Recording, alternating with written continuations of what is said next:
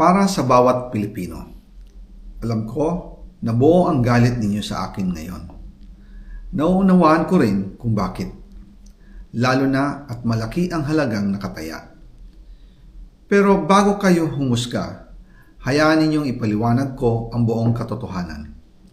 Matagal akong hindi nagsalita dahil may direktang utos sa akin.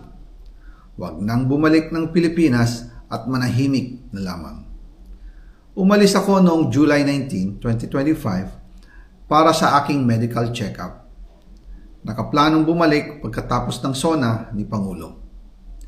Pero habang papauwi na ako, tinawagan ako ni dating Speaker Martin Romualdez at sinabihan, "Stay out of the country. You will be well taken care of as instructed by the President." Noon naniniwala pa ako sa kanila, kaya't hindi ako bumalik.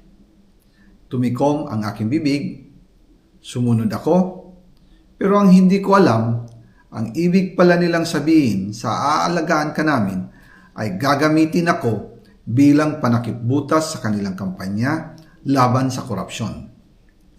Ginawa nila akong poster boy ng kanilang sariling kasinungalingan. Ngayon, hindi na ako mananahimik, ilalabas ko ang lahat ng katotohanan. May resibo, may ebidensya, at may pangalan. Nagsimula ito nung tumawag si Sekmina Pangandaman sa akin nung nagumpisa ang BICAM process last year, 2024. Ang sabi niya, katatapos lang ng meeting nila ni Pangulo at may instructions na mag-insert or magpasok ng 100 billion worth of projects sa BICAM. At sinabi pa ni Sekmina, you can confirm with Yusek Adrian Bersamin dahil magkasama sila sa meeting ni Pangulong BBM noong araw na yon. Tinawagan ko po agad si Yusek Adrian Bersamin at tinanong ko kung may instruction nga ba ang Pangulo na magpasok ng 100 billion during their meeting. Ang sabi niya ay totoo nga po. Right after our conversation, tinawagan ko po si dating Speaker Martin Romualdez at nireport ko ang instructions ng Presidente to insert the 100 billion projects. At sinabi niya sa akin, what the President wants, he gets. After ng ilang araw, nag-set po ng meeting si Sekmina Pangandaman at Yusek Adrian Bersamin sa amin ni dating Speaker Martin Romualdez sa Aguado Building in front of Gate 4 ng Malacanang at nandun din po si Yusek Jojo Cadiz. During the meeting, binigay po ni Yusek Adrian Bersamin ang listahan na worth 100 billion. Tinanong ko po si Yusek Adrian kung saan galing ang listahan. Ang sagot niya, galing kay PBBM mismo at binigay niya ito mula sa brown leather bag.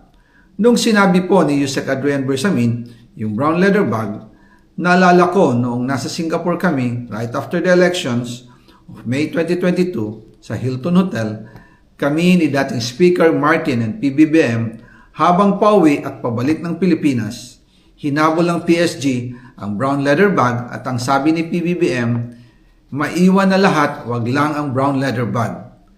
Kaya naniwala ako na utos talaga ito ng Pangulo. Pagkatapos ng ilang araw, I informed sina dating Speaker Martin Romualdez, Sekmina Pangandaman, Yusek Adrian Bersamin, and Yusek Jojo Cadiz na kung pwede 50 billion lang ang ipasok sa program funds dahil sobra ang DPWH funds versus sa DepEd. In practice, hindi pwede na mas malaki ang budget ng DPWH kaysa edukasyon. And yung balance na 50 billion, ilagay na lang sa unprogram funds for the 2025 budget.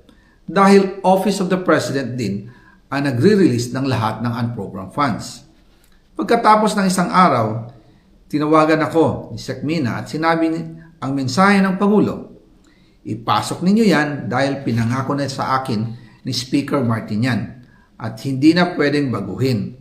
Kumbaga, ang utos ng hari hindi pwedeng mabali.